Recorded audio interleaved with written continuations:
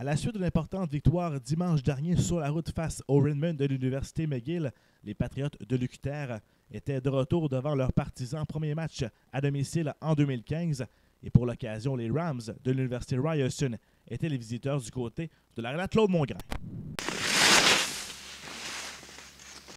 Dès la 3e minute, les Patriotes ont pris d'assaut le filet protégé par Troy Messingham. Tommy Tremblay a dirigé la rondelle vers le filet. Billy Lacasse a été très agressif et a complété, il marquait ainsi son 8e filet de la saison. Seule bonne chance de marquer les Rams en première est lorsque le tir de Mike Corbett a été dévié devant le filet. La rondelle qui a touché le poteau par-dessus l'épaule droite de Guillaume Nadeau. Un seul but fut marqué en deuxième période et ce fut l'œuvre de Daniel Clermont qui a déjoué Guillaume Nadeau du côté du bouclier et ramenait ainsi les deux équipes à la case départ. C'était à ce moment 1-1. Ça touche l'extérieur du filet, il est toujours en contrôle, passe derrière. Oh, attention le tir! Oh, et quel arrêt de Troy Passingham! Ouais, là, Troy Passingham vient d'en faire tout un. C'est un jeu parfaitement orchestré. Dès la 17e seconde de la 3e période, le tir de Billy Lacasse rate la cible et Tommy Tremblay saute sur la rondelle libre et brise égalité. Prochain point de Tommy Tremblay sera son 100e en carrière dans l'uniforme des Patriotes et deviendrait ainsi le 25e joueur de la concession à atteindre ce plateau. Plus tard en 3e période, les Patriotes doublent leur avance lorsque Tommy Giroux déjoue le gardien de but d'un bon tir de l'enclave. Marc-Olivier Mimard et Anthony Verrette récoltent chacun une passe sur le 14e filet de la saison de Tommy Giroux.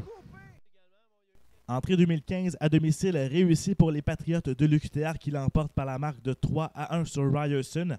Au terme de la rencontre, l'entraîneur-chef Marc-Étienne Hubert ne semblait pas pleinement satisfait de la performance de son équipe. Il a également glissé quelques mots sur les prochains adversaires de l'équipe, les Varsity Blues de l'Université de Toronto. Ça aurait pu être mieux, c'est certain. Mais on a fait les bonnes choses en 3e pour aller chercher le 2 points. L'adversaire, il faut donner du crédit à l'adversaire aussi qui est arrivé avec beaucoup d'intensité, très agressif. Ils ont joué une game physique sur une petite patinoire où ce que même un lancer du milieu de la glace de la ligne bleue est une chance de marquer. Je voulais dire la qualité de la glace, mais c'est pas juste ça. Il y a un côté qui n'a pas de baie vitrée. Oui, on a une impression qu'il y a plus d'ambiance. Sauf que la patinoire est beaucoup trop petite pour des joueurs de hockey de 20 à 26 ans qui sont en forme, qui patinent, des gros bonhommes, des gars qui savent jouer au hockey. C'est dangereux de faire jouer du circuit universitaire sur des petites glaces comme ça. C'est une équipe là, qui travaille très, très fort. L'entraîneur est un vétéran, est un vieux de la vieille dans le circuit universitaire. Puis ça fait longtemps que Toronto n'est pas venu jouer ici. Puis aucun match va être facile d'ici la fin du calendrier. Il reste 9 matchs.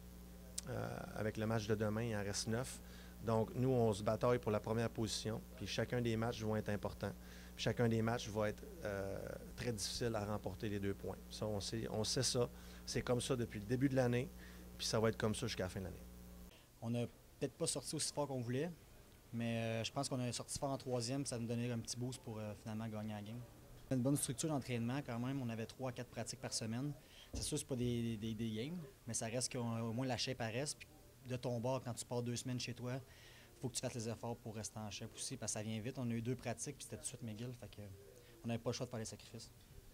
Cette victoire des Patriotes est une 13e cette saison. Avec ce gain, les hommes de Marc-Étienne Hubert demeurent au sommet de la section S des sports universitaires de l'Ontario, tout juste devant les Redmond de McGill.